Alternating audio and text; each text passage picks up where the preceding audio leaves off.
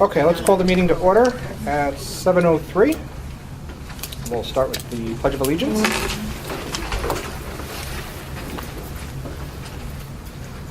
I pledge allegiance to the flag of the United States of America and to the republic for which it stands, one nation, under God, indivisible, with liberty and justice for all.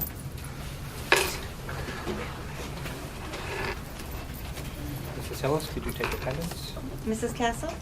Here. Mr. Hirakawa? Here. Mr. Lancy? Hello. Mrs. Mack? Yes. Mr. Strang?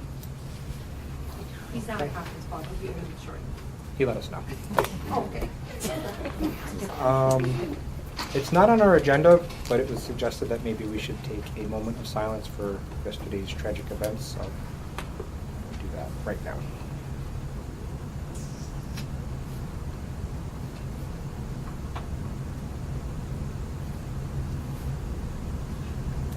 Okay, thank you. Now, following the agenda, 1.2, review of agenda items or additions to the agenda. Do you have anything you want to add or let us know about? Sure. I just want to welcome you once again to our February meeting. I want to thank our students that are here representing us. We look forward to discussing your presence during the Royal Recognition. But actually just want to take a moment to also point out we do have two of our agenda items, or two of our personnel that are on the agenda for hire. Three, I'm sorry, that are on the agenda. We have Ms. Teig in the audience. We have Ms. Coyne behind Ms. Teig. And we have Ms. Ryan, who are actually on the agenda to be appointed to positions this evening. So thank you for joining us. Good, thank you. Okay. That leads us right into royal recognition. Do you want to describe what we're recognizing? I'd be honored. So once again, students and families, thank you so much for joining us, and especially a February meeting before vacation. We know that this can be kind of an opportune time or inopportune, depending on how you look at it. But we just thank you for being here. I want to actually I put the mission statement up. It's something we refer to, and you'll see in our budget presentation later on. We do refer to it. It's on our walls, but it's one of those things that's on the bottom of our letterhead. But very few people actually, probably like many things, it kind of becomes very wallpaper. We kind of forget it's there. So as you can see, it's something that it's basically the essence of why we do what we do. So you can see, as you take a look, mission of our community based on schools to create a safe, compassionate, progressive learning environment that recognizes the individual needs and encourages all students to strive for personal and educational excellence. And then it kind of goes on, of course, to describe kind of what makes Winnetka so unique. So one of the things that makes the royal recognition very unique as well is that's the board's way of kind of recognizing students that really epitomize or represent that mission statement really well, of kind of going above and beyond to be really good, personal, be very successful in their personal goals, their educational goals, and their academic goals, and basically representing that mission statement proudly. So when we put this out here, what I had to do is I'm very fortunate I get to put this out to the faculty and staff and say, okay, anybody that you can think of that fits this kind of criteria. And we've seen everything, as you know, from classrooms that have been nominated. Mrs. Gooley, your classroom at one point was nominated, one of the first ones, when we brought this program back. It's been great.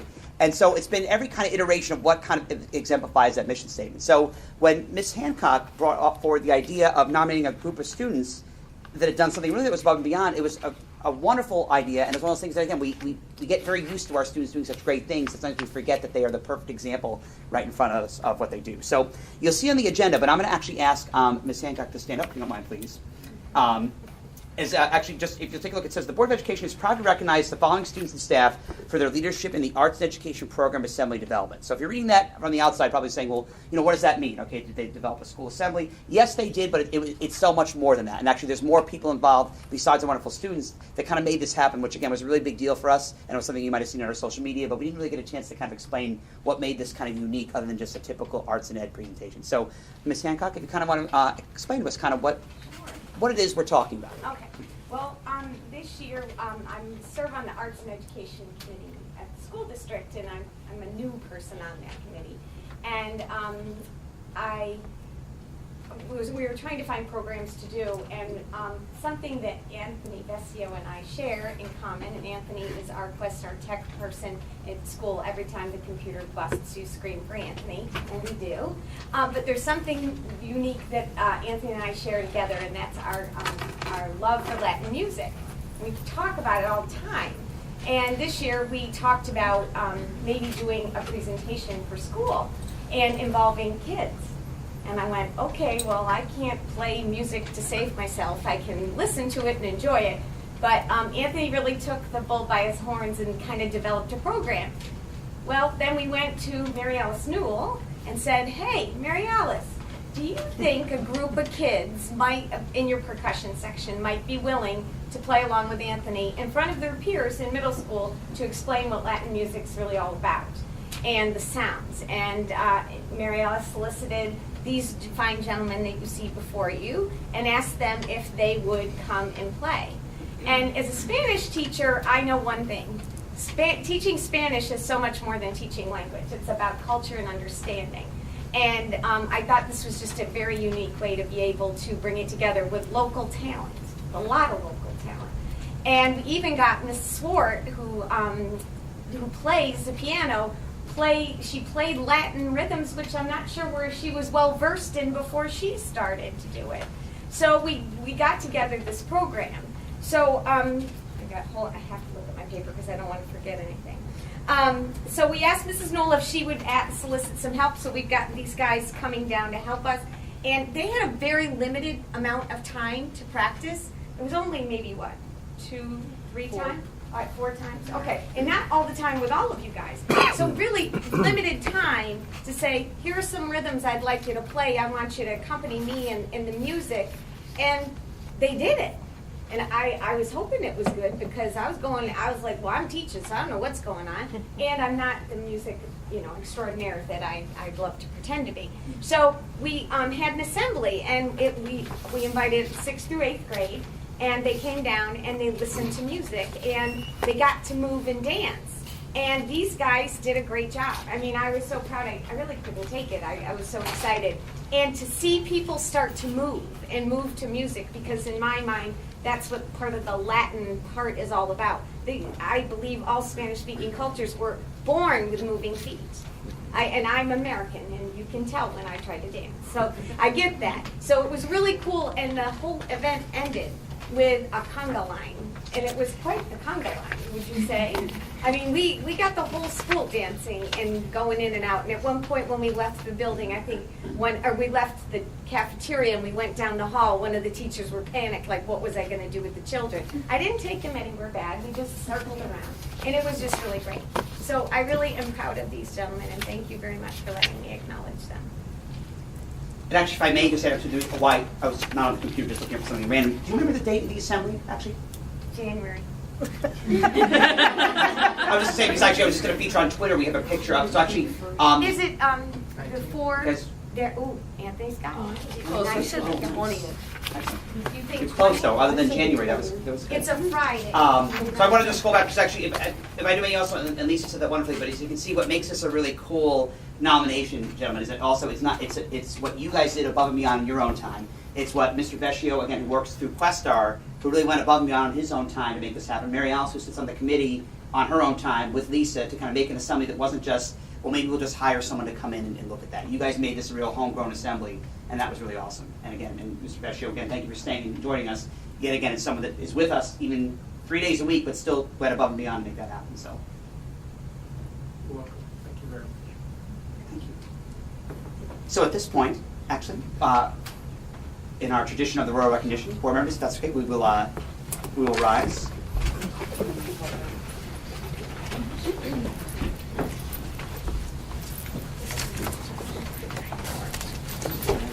And actually, if I could ask Mr. Vecchio and Ms. Hancock and Ms. Newell, if you're here, this would be great, if you don't mind. As representative of the Arts and Ed Committee, that'd be fantastic.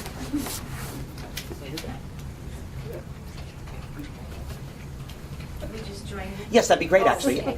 Is again, because as you can see, there's now Linda Ficura sits on this, as Janine Mitchell as well. Yes, and So- Lindy Sanger. Lindy Sanger. So there's other members of this committee that also were part of this, but as representative members of this committee, what I thought we'd do is, again, I'll have you guys present. Boys, what we'll do is we're going to ask you to come up, present you with a certificate, and if you don't mind, we'll have you kind of stand over here so we can take our photo to add to our Twitter account for today. That sounds good. Good. Sounds good? So they're going to come up this way and shake hands. Yes. Oh, and of course you have to go through the line of, I'm Okay, sorry, so for us you know it's become, shaking the you have to hands. shake about We 20 know all hands and about then you this. get, that'd be Cheating, great. we learned this, remember. Good handshake, remember. Okay, good. All right. All right. Pip Ryan.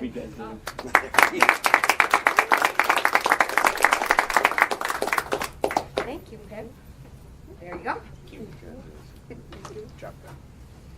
Ryan Strang.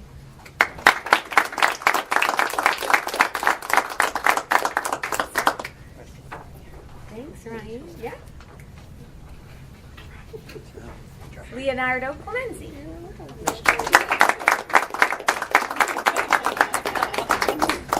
Yeah. Tyler Quinn.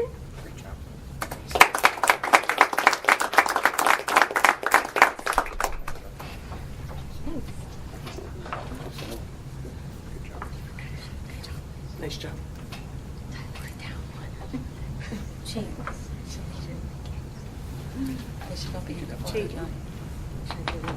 Oh, they might be in the back folder, sorry. Oh, sorry.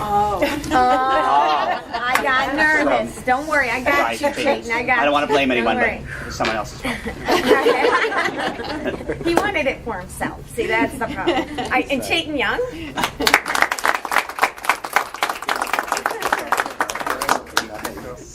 Thanks. There you go. Congratulations. Thanks, you done. All right, and now Anthony Vesio.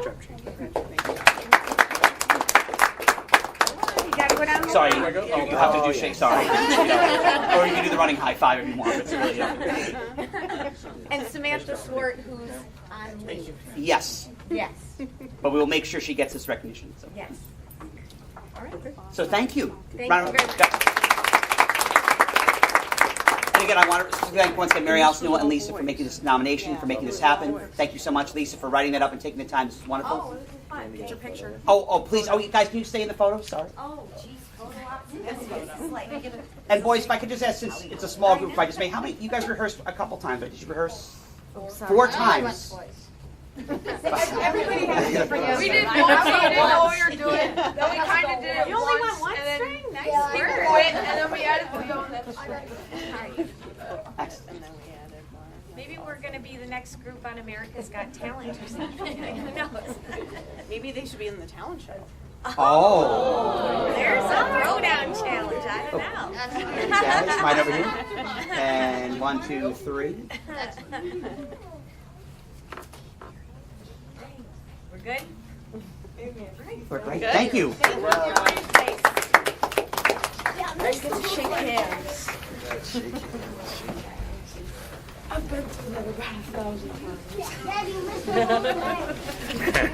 No, he was watching through the window. I saw him.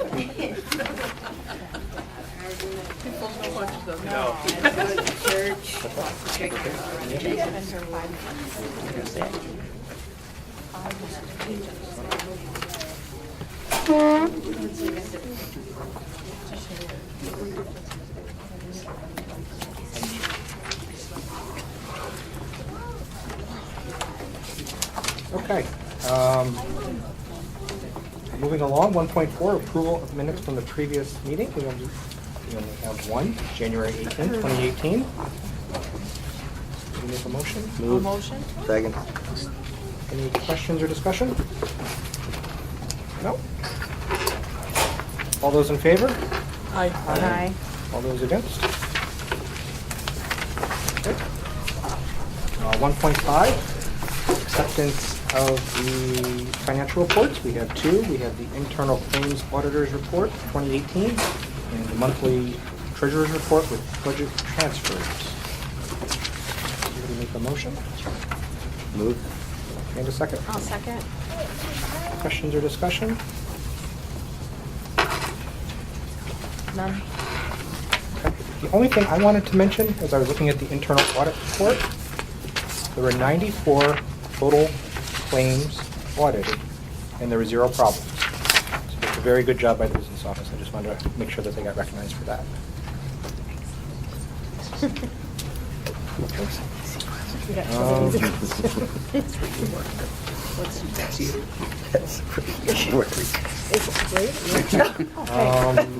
All those in favor? Aye. All those against? Okay. 1.6, approved building use. We have one group, Empire Night Walks. Motion? A motion. Second. Any questions or discussion? No? No? Okay. All those in favor? Aye. All those against? Okay. 1.7, Visitors and communication to the Board of Education. We did receive one email from Mr. John Soride. Hope I'm pronouncing that right. He's requesting a petition to release his property from the Wynensfield District to become part of the North Greenbush Common District. We've had this parcel request this before, so I think maybe what we should do is maybe put it on the agenda for next month to discuss.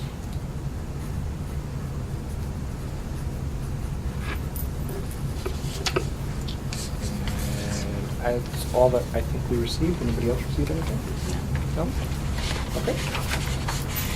Opportunity for the public to comment. Would you like him invited? I suppose, yeah, you could let him know that we'll have discussion about it, and if he'd like to come, he can, and if not, that's his prerogative. Is there a process for boundary line adjustments for the district? I think that should be part of our discussion. So, maybe you can talk to the attorney and see what she thinks. Certainly. Okay. Did anybody sign up for public comment? We have none. We have not. Okay. There'll be an opportunity later in the meeting if anybody would like to. 2.0, reports to the Board of Education. 2.1, Board of Education discussion or reports. I don't think that we have anything. 2.2, district/superintendent program report. Looks like you have a couple things on the agenda. That'd be great. Sure, go ahead. Well, thank you.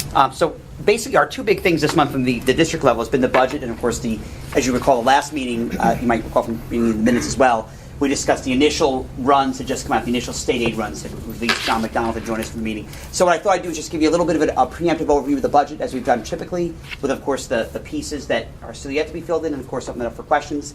And then, of course, I'll finish with the capital update, which, again, I feel is showcased very well through pictures. So that sounds good? Sure. Okay. So, Board, I think you have in front of you the PowerPoint, and of course, if anyone in the public would like a copy, certainly.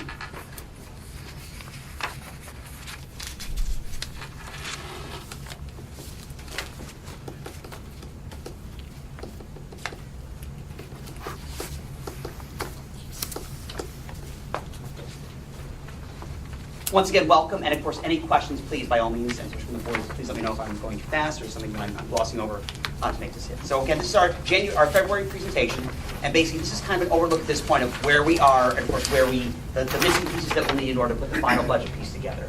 So again, the problem challenge, and this is something that you'll notice if you look back at previous budget presentations, is pretty much a very familiar problem, and it's also a problem that most districts are always faced with, and it's, or I should say a challenge.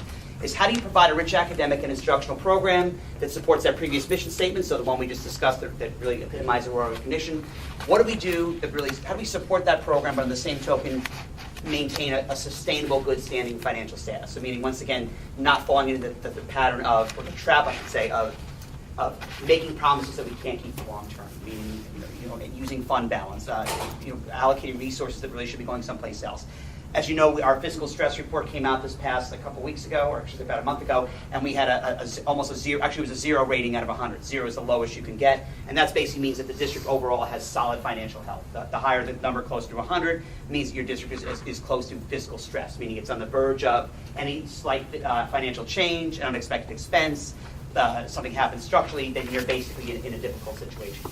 And any number between, of course, is moderate to severe and that kind of piece. At one point, last year, the number was, I think, about 6.8. The year before that, it was 26%. Again, that was just because of our capital products and moving the money around. But we always maintain that solid financial status, thanks to sound financial decision making, which again requires real discipline, requires long-term thinking, but it's allowed us to really look at the long term and not just look at GD year by year, but in like a 5 and 10 year outlook. So again, that balance of how to make sure our kids are set for next year, but also that we are set for the next 5, 10, 15, 20 years of a sustainable school district. I think, of course, our mission statement that really does every program that we sponsor, every dollar that goes into our educational program, does it fit back to our mission statement and work with that. So again, a very common problem to have and something we look at not just in budget time, but of course in every other piece as well. Just to kind of a recap, we have overarching Board of Education goals.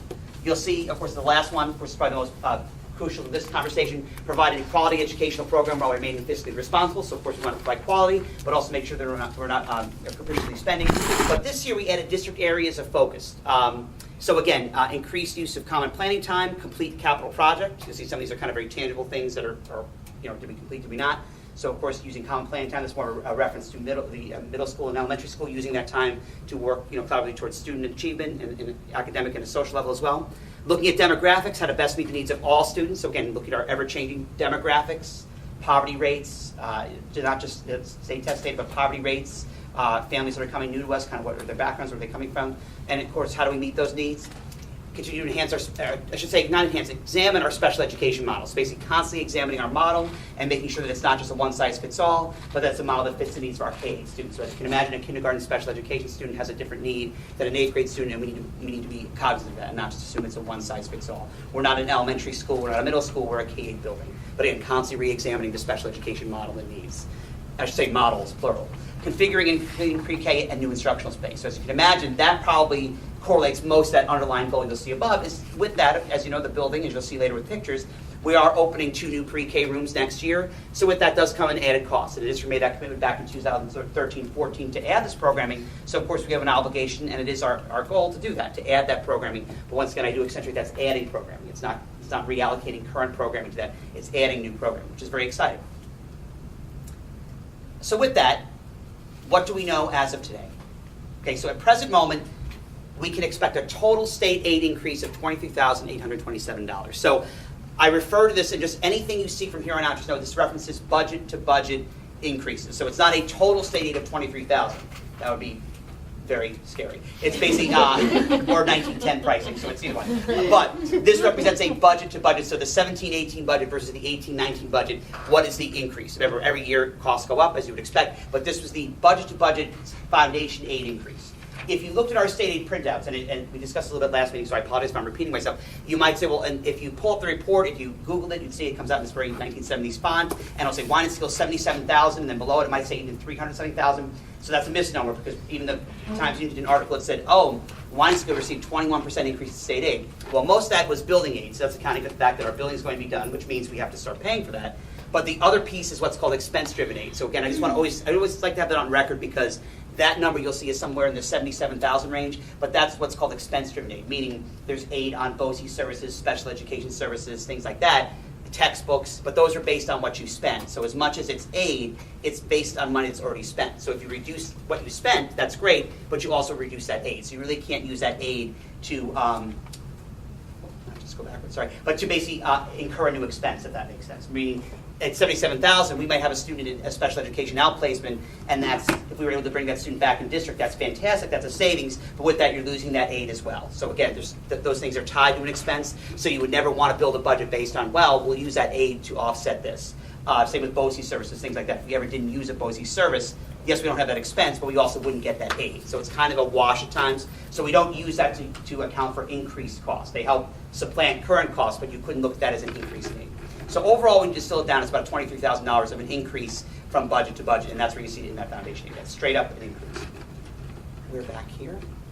So we know that. We also know. We review every slide, it's good. So with the 2% tax levy law, the district's lack of significant taxable growth means construction. So again, ironically, our growth factor, and Belle, please, if any point, Belle and I spent a lot of time together, particularly this season.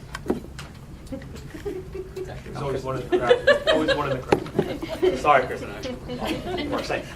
So, Belle, please. Actually, we had a decrease in growth this year in our growth factor. Again, it's not that buildings went down. It just was overall the level of growth didn't increase. It actually decreased, meaning the overall percentage. It's a formula, basically. It's basically an Excel spreadsheet you get from the governor or the governor's office for the comptroller's office. And basically, you plug in your growth factor, and our growth factor for wine and skill was assigned as lower. Now, people might say, well, there's all this building going on. There's new plazas, there's townhouses, but remember, that's in the North Greenwich School District. That's not in our school district. So within our town, not to say there hasn't been additions, but it's basically looking at overall growth was negative, meaning considering the amount of growth around us, it was not significant enough to be an increase. It was almost statistically a decrease. So again, it didn't not necessarily make a huge difference, but just we don't have a lot of places to grow. There's not a place to put a new shopping mall within the district and gain that revenue. So the total tax levy for next year can be increased only by approximately $119,000. Once again, remember that's above and beyond last year's budget. Last year, as you recall, we had some carryover funds. We used that carryover, but that's okay. That's built into the overall base. So we're still benefiting from using that carryover. But the maximum we could levy is 2.3% increase. I just want to point out that little asterisk too, if you don't mind. So that's at the maximum levy, meaning a district could say, theoretically, well, we'll do 2.0, but that would obviously be less than $119,000. So again, that's the max using the tax cap formula. That still allows property owners to receive their tax rebate. So basically it's under the cap, and it only requires a majority of passing. It doesn't require 60% like a super majority if you were going above the tax cap. But you can see that 2.3% levy. Besides, we always put this kind of common asterisk that says, what your rate will be determined by the Office of Real Property Tax Services. That comes later in about August, right? So it's not necessarily a 2.3% tax increase. It's a levy increase, but it could be less in North Greenbush. It could be more. It could be above that in the town of Post-Kill. It could be anything, but that's obviously worked out by the Office of Real Property Tax Services. But you'll see when you see people advocate for, wouldn't it be great to just have a straight 2%? In this case, that wouldn't really help us because we're actually able to levy based on the formula by 2.3%. So when advocates argue, wouldn't it be great just for 2?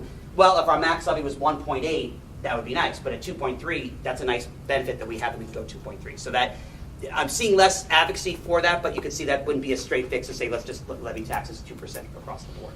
But that's the max that the board could levy at this point. Actually, based on that formula.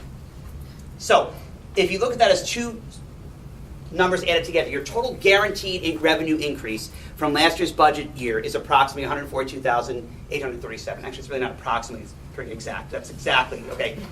There might be some sense, but that's basically $142,837. So that's what we could expect from budget to budget increase between last year and this year. Now, based on a $9 million budget, $9.1 million budget, that's decent, right? So obviously that is an increase. It's still going up. But I think, of course, the slide, you'll notice I haven't changed the headings for the past couple of years because they still fit. The information inside changes, but it's still great. More money is great, but just to put that money in perspective. So if we use that 142 as kind of a number, okay, that's an increased guaranteed revenue. Now, again, remember, this is still a game between the governor's office and the legislative and the Senate. So that's assuming everything we're frozen in time right now. It's April 1st, the budget passes, and that's the foundation we receive. But I think it's important to kind of understand, and this is not to be doom and gloom, it's just to be realistic about kind of what we're looking at. So contractual salary increases are mandatory. So meaning we have 2 bargaining units in the district that are mandatory. Administrators, bus drivers, custodians, clerical staff are not unionized, meaning their increases are not negotiated. There's not a guaranteed increase. The teachers and the teacher aides have a contract. Well, the teacher aides have a contract that goes through 2019. The teachers have a contract that expires this year, and that's obviously in the process of being negotiated. But regardless, I put a number in here. So the aide contract obviously has a negotiated raise that's in there. That represents our 9 aides that are on staff. The teacher's contract is being negotiated. It does expire this year. But even if the contract were not settled, meaning for some reason the district cannot come to an agreement, Triborough, which is what it's called, means the teachers still go up 1 step. So even if the contract froze, they still would go up a step. So if you were at step 12, you'd still go to step 13. You just wouldn't go, it just would go up one step, not across the board, if that makes sense. So you'd still go up by step. So let's just pretend, for example, that happened, because right now we don't have a solid number to put in there for a negotiated raise. The total just in raises would be $105,000, meaning the aides, again, that's a hard number that we have. That's a solid number because we can apply that percentage increase to their salary. If the teachers just went up by step, meaning not a salary increase, but they just moved what I would say is down the column, if you will, rather than over 1 year, into 18, 19, you would be talking about a total increase of about $105,000. That's just to make them, okay? And again, I always put this caveat, that's not include 10-month employees, okay, bus drivers, custodians, cafeterias, secretaries, administration, meaning those people assign 1-year contracts, so those do not speak for a contractual raise, so it doesn't mean it would be in there. So obviously, again, you have to meet contractual demands, but those are not required, which means they're not necessarily built in. So again, just to put that in perspective.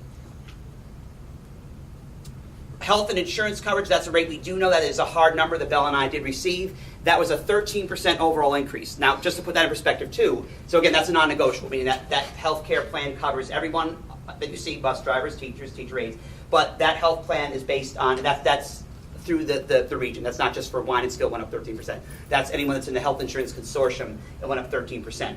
Last year, health insurance went up 6%. The year before that, it went up 23%. So you can see it's kind of leveling off at about 13%.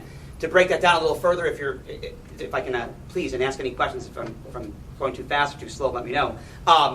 Health insurance in that just, accounts for about 8 or 9%, and the rest of that is made up of prescription drug coverage. So you can see health insurance is probably about 8 or 9%, and then prescription drug coverage, the district does self-insure, which means we do pay for our drugs. Probably sounds awfully soundbite. Okay, we do pay for our prescription drugs outright through, so basically we pay a premium each month, and basically the employee might pay a certain percentage, but we pay the rest of that. So again, we budget that in, and that's, I would say, a comfortable number. It's not too plush, but also that gives a little bit of room because, once again, when you're a small district, if you had one employee that required a new regimen, that number could jump up exponentially. If you had one employee, I should say, that suddenly required some extensive treatment, that number could go up. Hence why we build in a couple more percentages to be safe. Once again, that fiscally responsible thing. You could budget exactly what the number says, but if you have one person that could deviate, you're suddenly borrowing money to make that bank. So if that makes sense. So, but overall, about 13%.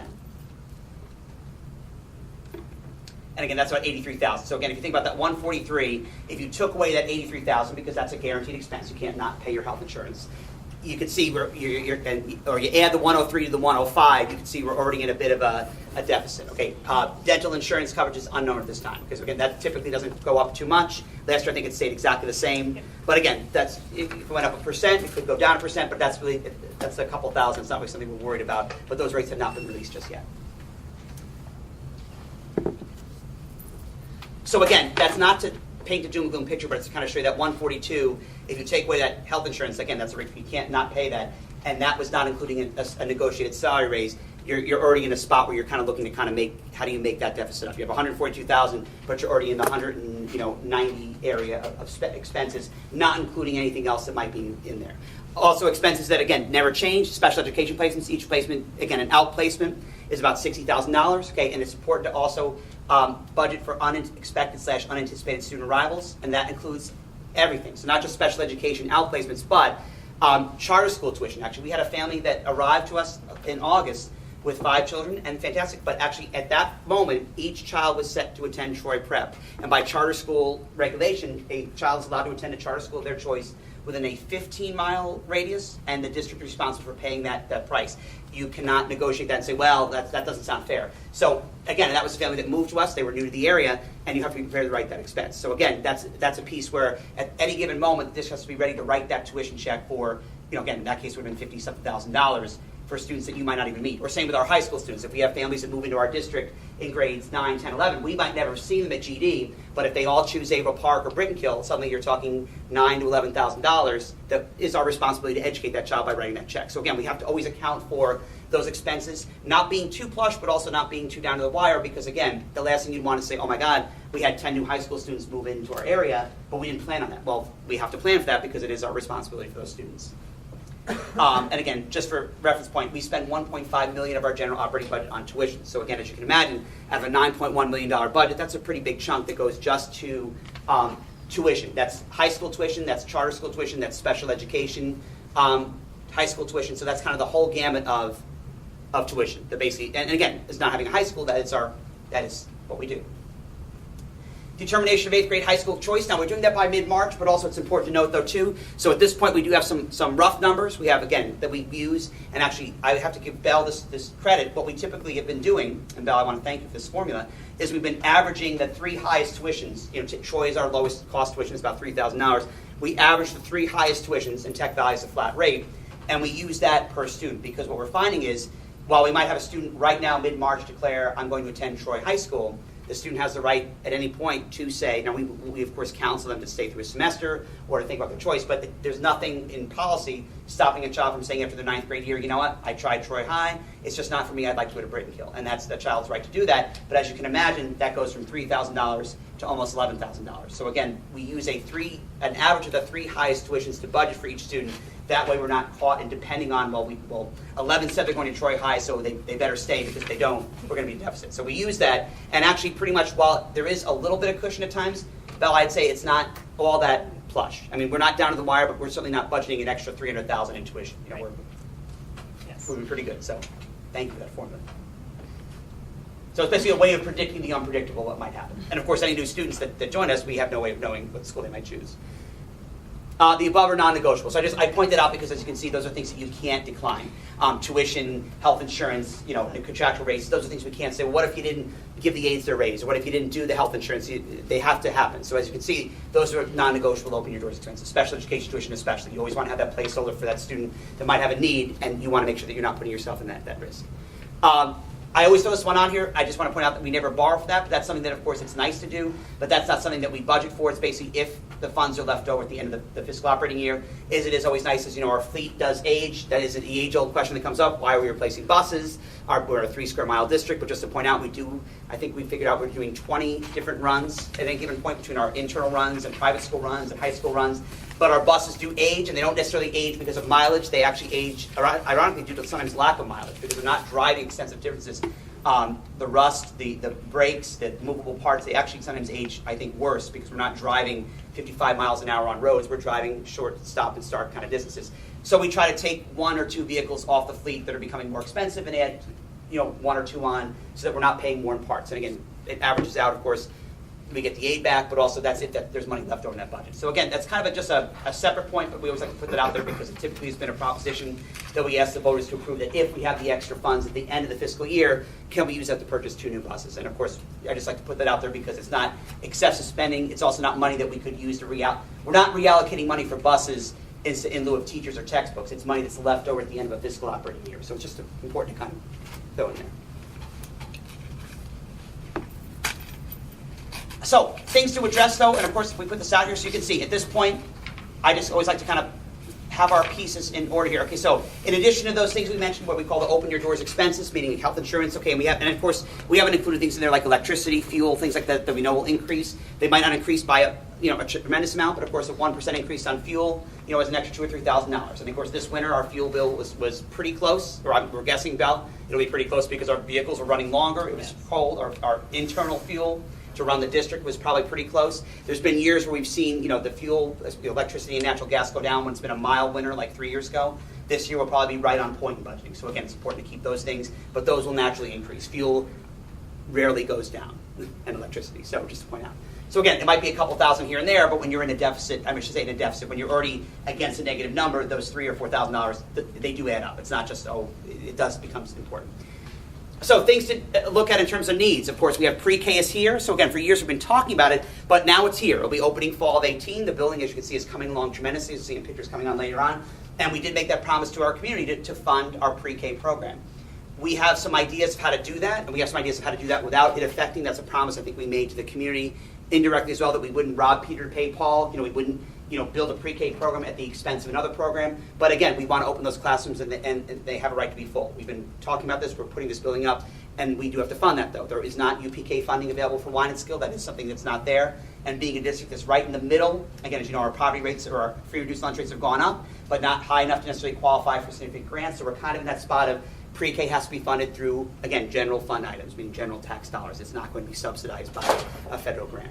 But again, that's there. So we have some ideas, but again, you can see that's an added program. It's not a matter of, well, we have a reduction in third grade class sizes, so we're going to take that person and move them to pre-K. In fact, we have a problem, I put in quotes, we have a good problem. Our enrollment's been going up. We're at 381, I believe, right now. And I would say we'll probably be 400 by the start of next year. That's really exciting. So again, our enrollment's not going down, but of course with students going up, there's not areas to say, well, we can reallocate resources. We want to maintain our current supplemental resources to support the larger third grade class sizes, so next year's fourth grade. As you know, currently we have 26 and 28 in our third grade classes. Now that we'll be going to fourth grade, but we've been able to supplement that with some additional remedial and a teacher assistant support to kind of balance it out. We want to maintain that. Is that a requirement? It's certainly not, but obviously we want to maintain that because that does make an academic difference. Maintenance of support for KPD, obviously allow our teachers to continuously develop, attend conferences. Special education program delivery, meaning currently right now, Kim Herzelbetz, Dr. Yotis are working very closely to look at student needs now, what those needs will look like next year, internally and externally, of course, and then we look at that both ways. What students will need, do they need extra programming? Do we have students that are out of placement that need to come back home? And perhaps, there's ways to do that. So with that comes potential for savings, the potential for additional costs as well. Maintenance of technology support and resources for instructional support and everlasting infrastructure. As you know, we're constantly adding and trying to increase our use of, Chromebooks and iPads and things like that. But with that comes the cost of, for everything we bought 3 years ago, that item is now obsolete, and so we have to replace that, or at least have a plan to replace that. So once again, I just put these up here, not as necessarily additional costs, but to caution why we build a budget based on not, again, I used that expression before, robbing Peter to pay Paul, meaning, well, okay, we funded a contractual raise, but we eliminated our technology line item, so the first Chromebook that breaks, we don't have the money to replace that. Or suddenly, fourth grades, Service Pro computers become obsolete, but they just have to deal with it because there was no budget to fix that. Software, things like that. Minimal disruption to fund balance. Again, that's that slippery slope I mentioned in the beginning of the presentation. There's always that temptation, and of course the taxpayers are right to say, but you have that money, you have that reserve 4% you put away each year.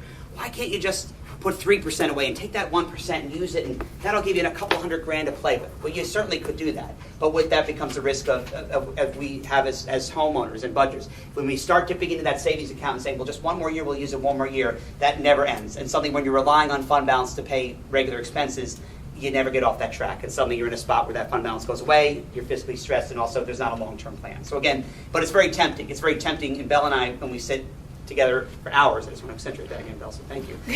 It's very tempting at times to see and say, well, why is it there then? Well, it's there because, again, for those emergencies, okay? And thank God we haven't had those emergencies yet, but when you do, that's where that fund balance comes into play. But schools that have been highly dangerous have used that fund balance as, again, their savings account, and we'll pay it back later when things are better. But as you know, the fiscal climate hasn't necessarily changed in 10 years. It's gotten a little better, but we certainly haven't had an excess of money. So I don't think we have reason to think that's going to happen anytime soon to say, well, we'll pay it back later. So again, minimal disruption, that fund balance to keep us in solid fiscal standing. And of course, I put that debt services begin. So again, all that aid that came in on the spreadsheets is great, but we will start paying our debt service, meaning our principal and interest on the project, starting, well, basically in July. So basically we start paying this, so the aid comes in, it basically goes out in the form of a payment, of a loan, bonding. And of course, here's another piece that we throw out there. Again, while this is, I don't want to say it's a wish list, but it's priorities. Increase physical education by 0.2. That's 0.2 FTE, meaning that's one class period, to accommodate middle school health need requirements. Again, a couple years ago, when we revisited our programming, we were offering health in 6th grade every other day.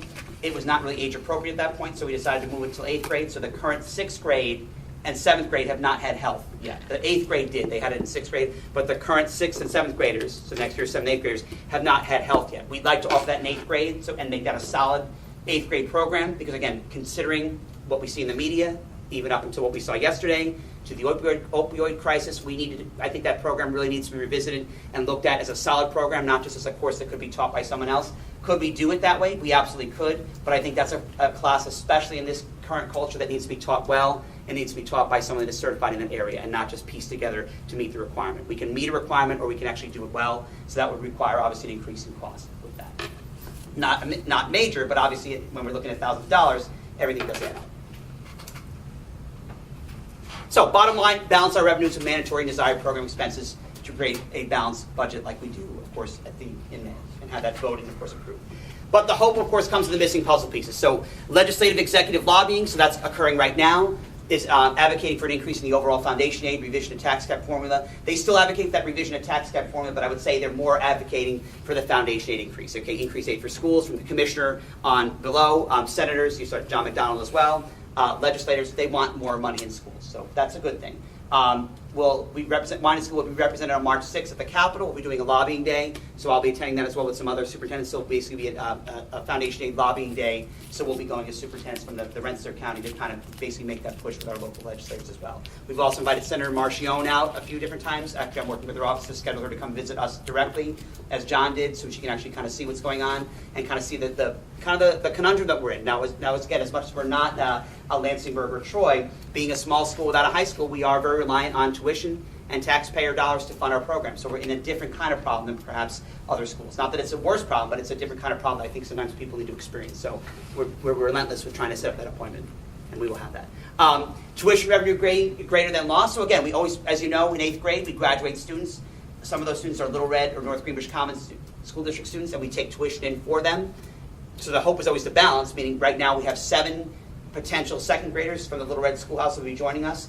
As of now, I believe 7 have committed to Gardner-Dickinson, which is amazing. Again, which is not amazing, it's awesome. Again, considering they can choose anything, they're choosing Gardner-Dickinson. But we're graduating at this point, I believe, 7. So kind of it's a nice wash. We're losing 7 tuition in 8th grade, but we're gaining 7, but we also have the potential to maybe gain more. So if we have more families that move into the Little Red District, the North Greenwich District, that's tuition that we receive. So again, that's always a possibility of gaining more in revenue.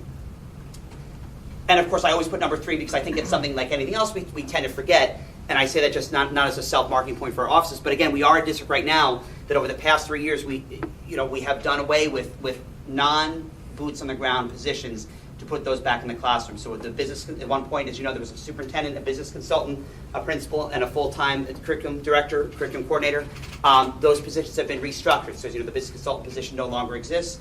Stephanie Carbone has taken over some data management services and data support pieces. So that's been in lieu of, again, without the reduction of those pieces, as you can see, we'd be in a pretty difficult situation. We still have those pieces because, again, those are not necessarily directly affecting students, but they were, expenses that were there. So again, that's why we're here today. And of course, these are problems we have that we'll solve, but those problems would be greater if we hadn't looked at some restructuring.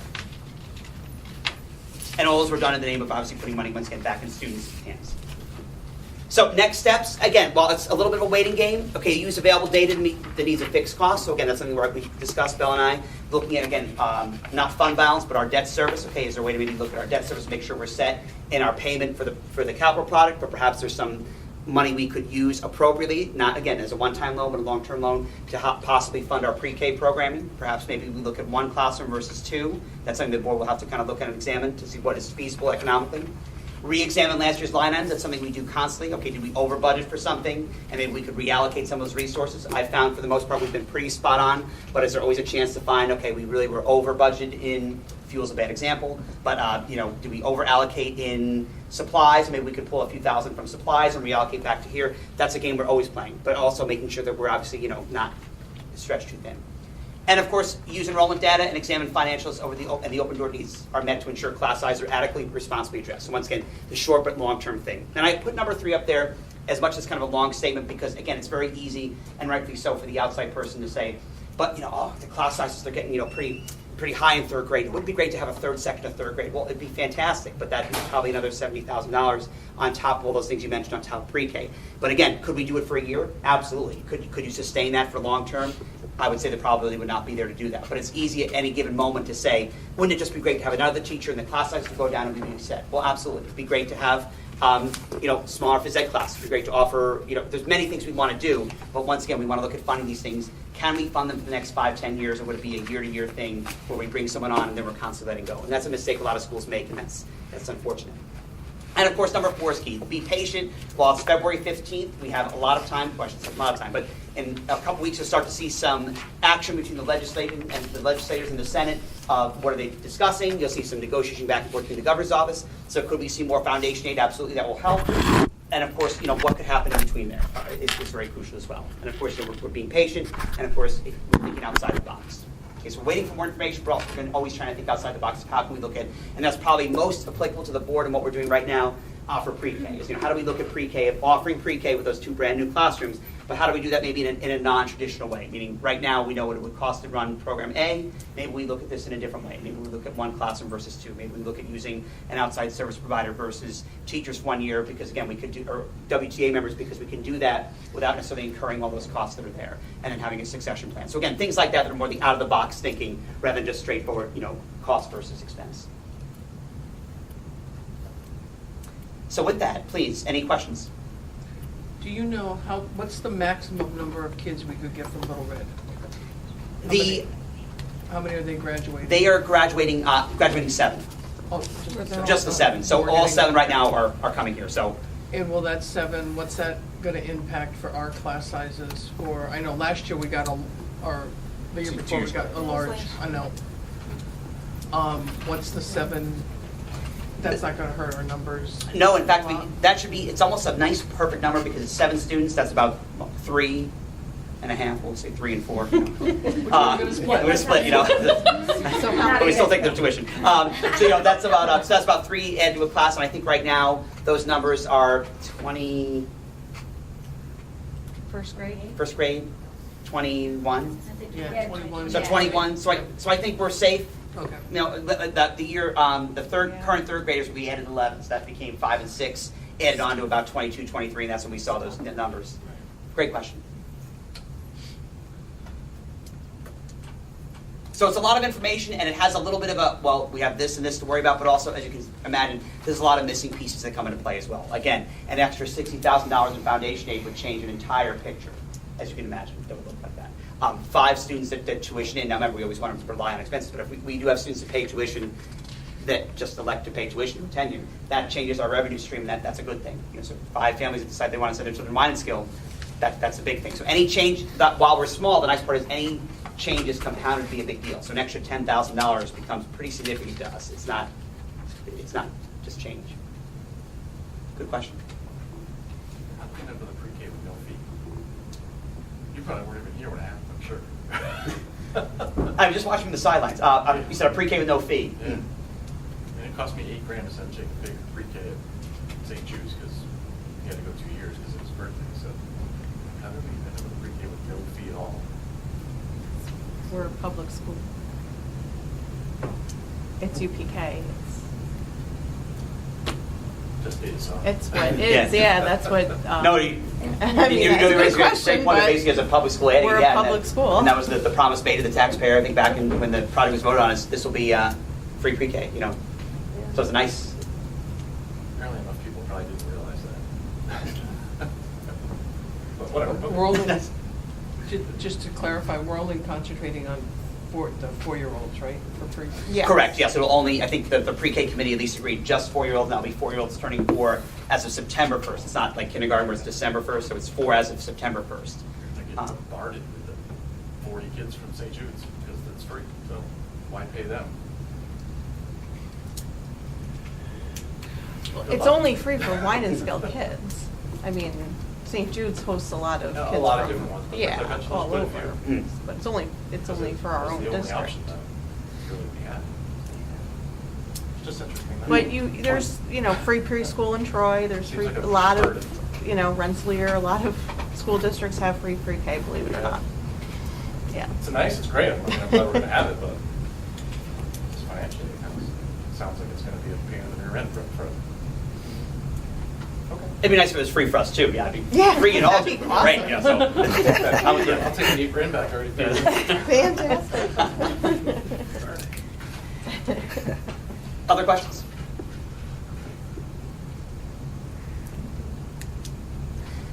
And again, just to underscore, again, I know I've said it about 5 times, but again, I want to thank Belle tremendously for her diligence in visiting scenarios. We come up with different ideas each day. Well, what if we looked at this? Then we looked at this, and Belle, thank you for being so awesome. Okay, thank you. Thank you. So I guess that moves you on to the capital project update. Sure. So, CSR will be joining us in March, and they asked to join us in March because at that point the weather will ideally be a little bit brighter, a little bit more solid. But if I may here, well, I'm just trying to spring it into my, I actually wanted to show you pictures through my Twitter account. Because actually this features, we had a lot of work happen this week. So if you don't mind, we just.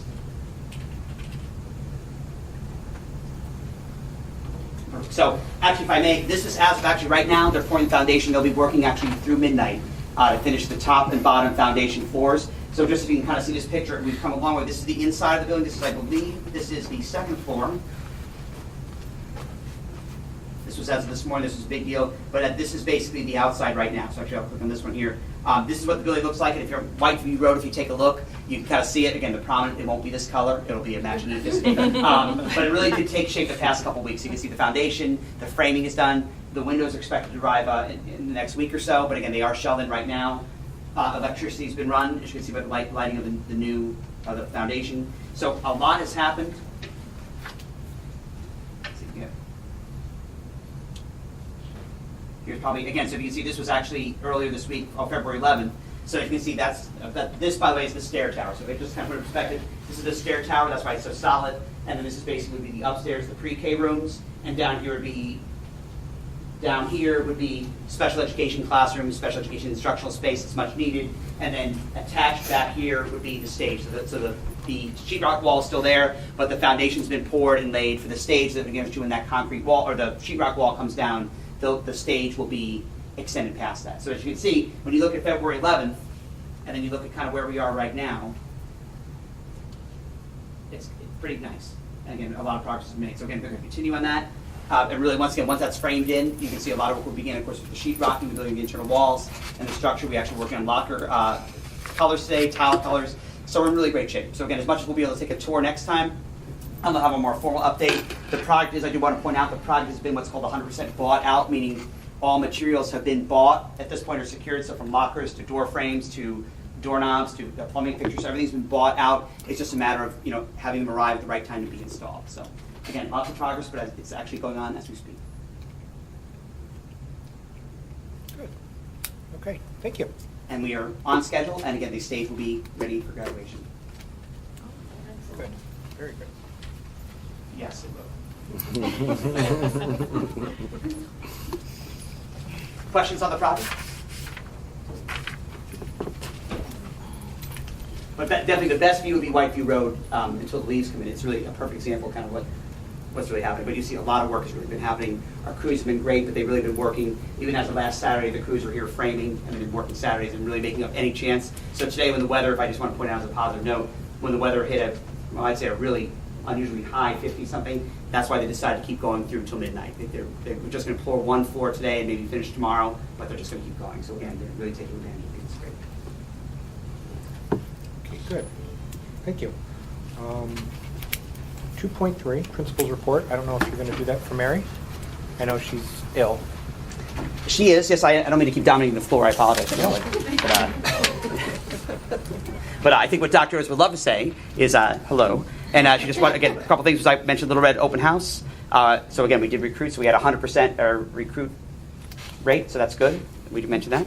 We have about 20 students registered for the incoming kindergarten class. We have incoming K night coming in March. So we have currently right now about 20 students registered for that night. That's about on par. As you can imagine, that's about one class. We typically, by the time school opens, have in the mid to high 30s for kind of a typical cohort of students. So that's coming up.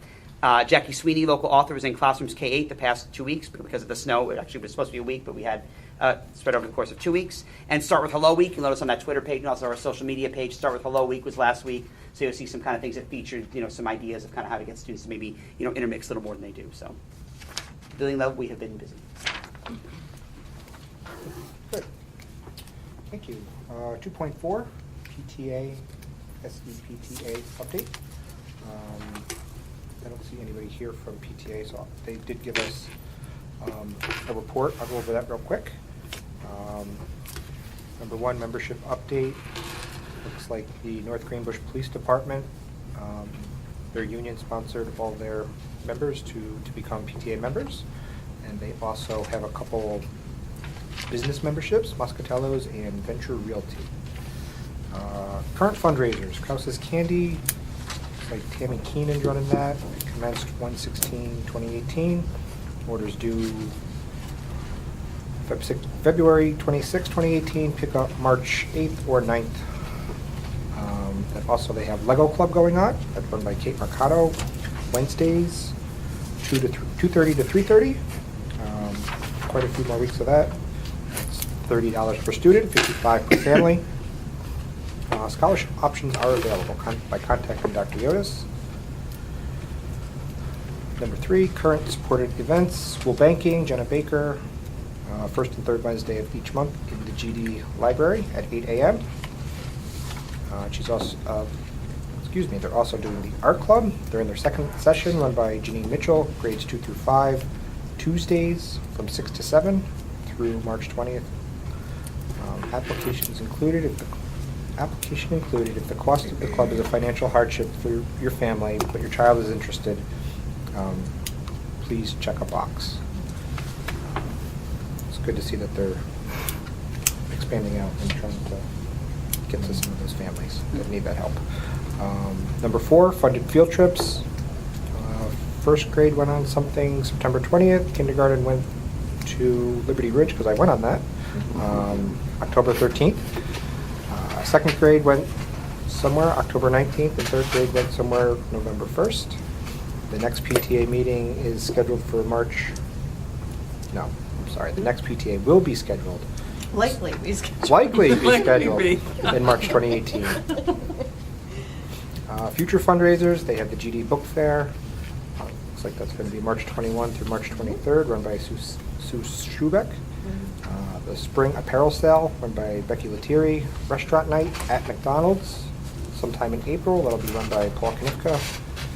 And Parent Teacher Night Out, Paul Knifka and Kyle Belakopitsky.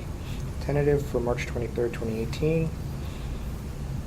Some future supported events: YMCA Skills Confidence Character Building Fund as an after-school program for kindergartners and first graders. Day of the week to be determined from 2:30 to 3:30.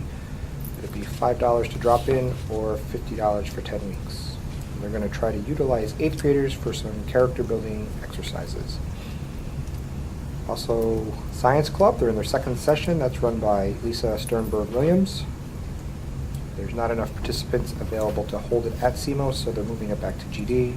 Late bus transportation will not be provided. CMOS has presented 2 scholarship opportunities. And GD's Got Talent, run by our very own Darcy Mack, on March 9th, 2018 at 6:30 in the GD Gym. Auditions were held on January 31st, and dress rehearsal will be March 1st. And that's their report. I know that you're a board member of the SEPTA. Yes. Is there anything you'd like to Yes. report on? The Olympic night was after our last board meeting, right? Yes. So we had about 45 participants, plus helpers. So it was a very lively, successful event. And Courtney Townsend and Coach Bateman and a whole bunch of teachers were here helping, and Builders Club members. It was really fabulous. It was a really great event. We also did a CSE 101 night on just this past Tuesday, and we had about 15 plus the panel that I counted around the room. So that was very, very successful. A lot of parents made comments saying they wish they had had something like this years ago. When's the next one? What are we doing next? So I think they were just very appreciative, especially for like the terms and the explanation of terms and what different things mean. And you were in attendance, I was, yes. yeah. What did you think? It was very, very well done. Oh, good. Yes. It was our first parental education session, so yeah, I think it went pretty good. We're going to try to do a small basket raffle at the talent show. You know, most of our events and things are going to be free, but you know, we do need to raise a little bit of money to cover our insurance and some supplies and stuff. So we're going to try that and see what happens.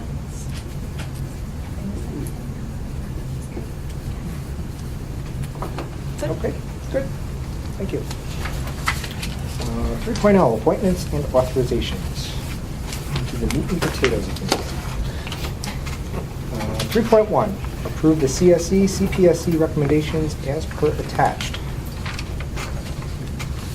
Need a motion? Motion. Second. Any questions or discussion? I can see them now. Back, all right. Any questions or discussion? No? That's a little shocking. Mrs. Castle? Yes. Mr. Hirakawa? Yes. Mr. Lanisi? Yes. Mrs. Mack? Yes. Mr. Strain? Yes. 3.2, approve Harley Newhouse for permanent teacher's aide position at $13.31 per hour, effective March 2nd, 2018, ending the 6-month probationary period. Need a motion? Motion. Second. Questions or discussion? You want to talk about? Sure. Just to clarify, what you're approving is basically the teacher aides are on a 6-month civil service kind of probationary list. So after the 6 months, we do a review, and obviously if they have made that review, then we obviously recommend them for the permanent position. So. Good. Mrs. Castle? Mrs. Castle? Yes. Mr. Hirakawa? Yes. Mr. Lanisi? Yes. Mrs. Mack? Yes. Mr. Strain? Yes.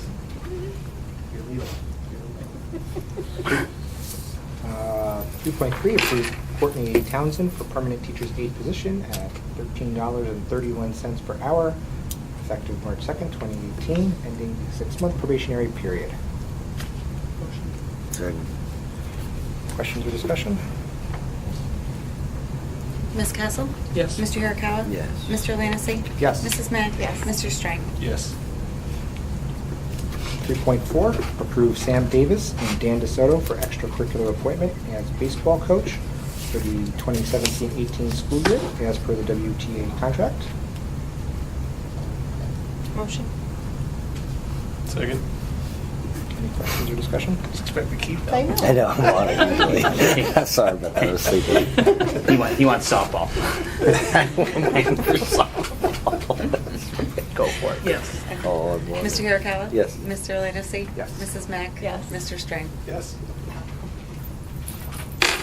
3.5, approve Amanda Rich and Keith Bateman for extracurricular appointment as softball coaches for the 2017-18 school year as per the WTA contract. Motion? Second. Questions or discussion? Mrs. Castle? Yes. Mr. Hirakawa? Yes. Mr. Lanicy? Yes. Mrs. Mack? Yes. Mr. Strang? Yes. 3.6, approve Gianna Coyne for a .1 FTE choral music position for a leave of absence for child rearing of Samantha Swart starting on February 9th, 2018 through June 22nd, 2018 as per WTA contract. Motion. Second. Questions? Mrs. Castle? Mrs. Castle? Yes. Mr. Hirakawa? Yes. Mr. Lanicy? Yes. Mrs. Mack? Yes. Mr. Strang? Yes. Congratulations. So as mentioned, John is in the audience. So John has been actually, if you notice, John took over actually as of last Friday, right? Again, the unexpected early departure, but everything's safe for Mrs. Swartz. So Ms. Coyne, with a lot of help from Mrs. Newell, has been off to a great start. Yay. Great. And even though we didn't talk about you much here, we've been talking about you for a while. True, good point. And all glowing stuff. So, an easy bit. That's a good point.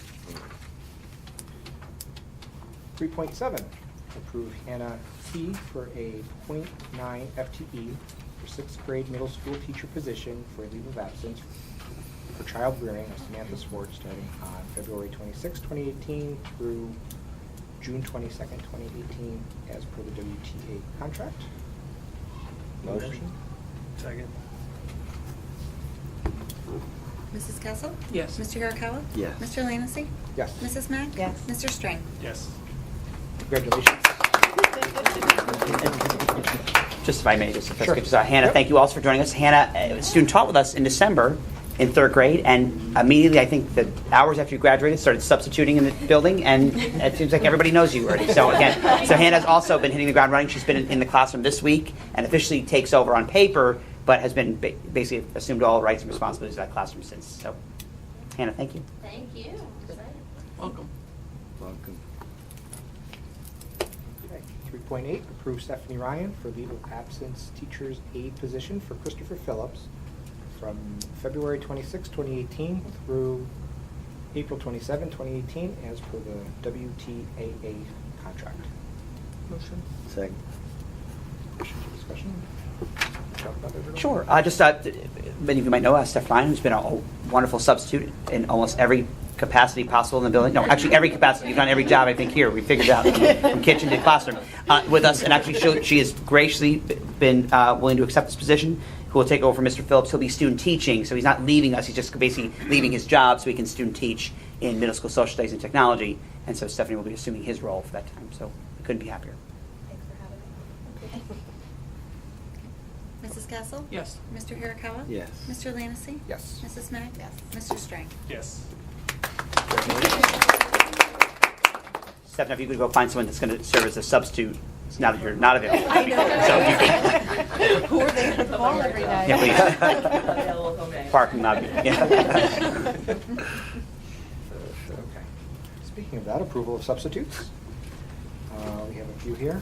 Certified substitute teacher at $90 per day, Jessica Ridner. Teacher's aide, $75 per day. Alexandra Bonardi, Amber Oregon, Valeska LaPlanche. Then substitute recess aide at $10.40 per hour. Alexandra Bonardi, and non-certified substitute teachers at $75 per day. Valeska LaPlanche. Motion. Second. Second. Second, sorry. Questions? I Discussion? had a question, Dr. Reardon, on the first one, on Jessica. Yes. I'm confused because it appears she has a full-time job. How is she going to do a substitute teacher? That is a great question, actually. Jessica is the director of a daycare, or I'm sorry, of a preschool daycare, and I believe she has the flexibility as director to leave and come and go. I mean, meaning she could work. Mostly we've used her, I think we've actually used her once, or planning to use her once, for like half-day positions, like she could work a morning piece and then go in later. I believe we asked the same question, but I think she's looking to leave this position at some point, the other position, but also has the flexibility currently to flex her hours, I guess. Okay. I just thought that was a little confusing. Oh, yes, we I'm like, okay. haven't made her current employer aware of that yet, but, I'm assuming she would work that out, Yeah, I don't know if they know she's. How are we going to appoint her when she's already got a full-time job? So, okay. Good question. Mrs. Castle? Yes. Mr. Hirakawa? Yes. Mr. Lanicy? Yes. Mrs. Mack? Yes. Mr. Strang? Yes. 3.10, approve the 2018-19 school district calendar. Need a motion? Motion. Second. I think we had to make a change from what's on here. That's the board calendar. The board calendar is getting changed, Oh. not this calendar. Oh, whoa. Okay, Don't have to highlight some. sure. Do you want to go ahead? Oh, sure. Just to highlight a few things. Actually, we originally, the calendar actually was set to be last month. We had a Questar had a change in their vacation schedule, so that's why we had to make sure it matched. But actually, just to point out, next year, in response to some parent feedback that we received, we did add, it's a pretty traditional calendar. It's a tight calendar because graduation is earlier. It's in early June.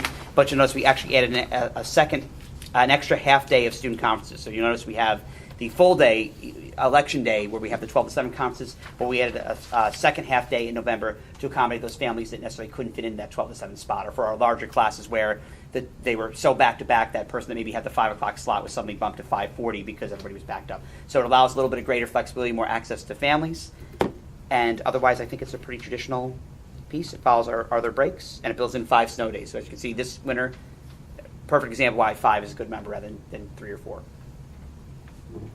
Does the April break coincide with Easter that year in 2018? Great question. The current calendar you have right now, the break ends with Easter. So the Ridge, that's where Questar and Cap Region BOCES and a few of the other BOCES were on different. Some were starting with Easter, meaning like it was Good Friday and then the break, whereas this now ends with Easter. So there is Easter Sunday, and then the students return on Monday. That was coordinated with so that Cap Region BOCES and Questar matched the same schedule. That we were off 1 week and Cap Region was off the other week, so then we kind of stretch out the vacations. And also assessments start pretty soon after that, so we wanted to make sure we didn't bring students back and start assessing right away. So.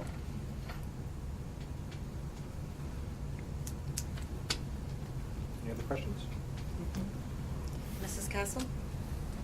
Yes. Mr. Hirakawa? Yes. Mr. Lanicy? Yes. Mrs. Mack? Yes. Mr. Strang? Yes.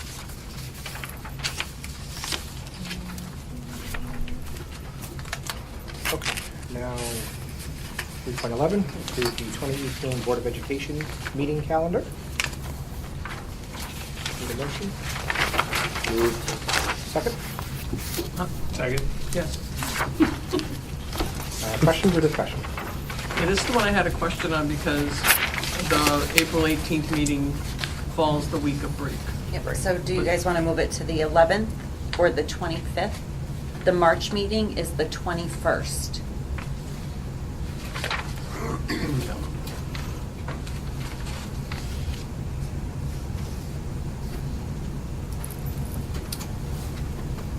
Is there anything on our calendar that's big that comes up around there that we would need Yeah, more time? I was going to say, I know it's during Any budget budget? time. Yeah. So sometimes we like to coordinate meetings so we don't have to have so many. I mean, the nights out. 10th is the annual meeting for Questar. The 23rd is the Questar morning budget that we always just squeeze in. I think that's, and I'll work the budget calendar around this.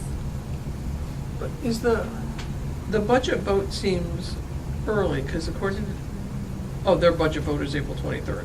When's our budget vote? Would be May 14th probably, right? Okay. Yeah. May 14th because it's usually the second It's Tuesday. usually- Do we want So it actually is an early, everything's kind of backed up a day.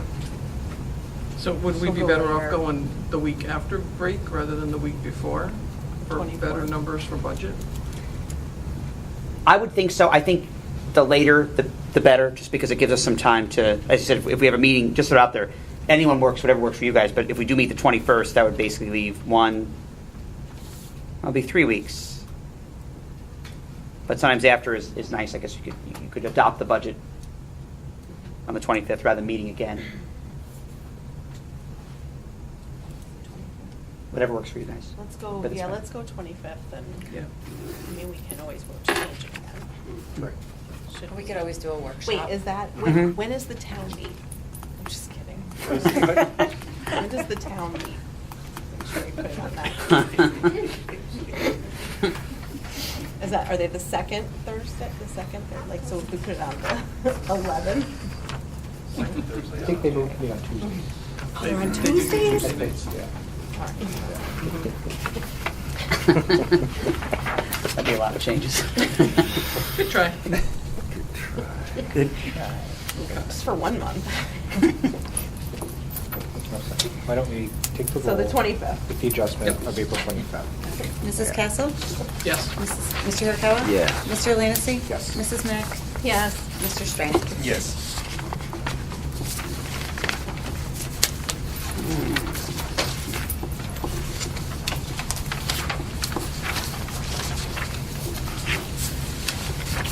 Point 12, approve the 8th grade field trip to Washington DC on March 27th through the 29th, 2018.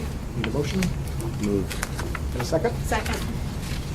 You want to talk about the trip? Sure. It is, thank you for considering approving it, because we have been doing some extensive fundraising to go, so it'd be great to see that happen. We actually, if I may point out, we had a bottle drive this past weekend that actually raised over $650 just on the Sunday bottle redemption. So that really has been worked out. So the bottle redemption, the movie nights, the pancake breakfast, the wreath sales, the Save Round books, all the things have really added up. So we're in really good financial shape for this trip. And again, it's an exciting itinerary. It's the same sites we've seen, but actually it's now been adjusted, as you notice, to be a little more student-friendly, so we're not driving through the night. So basically we're arriving home late on that Thursday, but we're not driving through the night, which is, again, I just think overall safer for everyone. So. Mrs. Yes. Castle? Mr. Hirakawa? Yes. Mr. Lanicy? Yes. Mrs. Mack? Yes. Mr. Strang? Yes. 3.13, the 5th grade trip to Liberty State Park on June 11th, 2018. Motion? Second. Questions or discussion? Want to talk about that trip? Sure, that's a pretty, actually, PTA helps subsidize this trip, and actually that's a full-day trip down to the city, so that's the Statue of Liberty and Battery Park, I believe. And you can have it. Yep. We've done this for quite a few years. Mrs. Castle? Yes.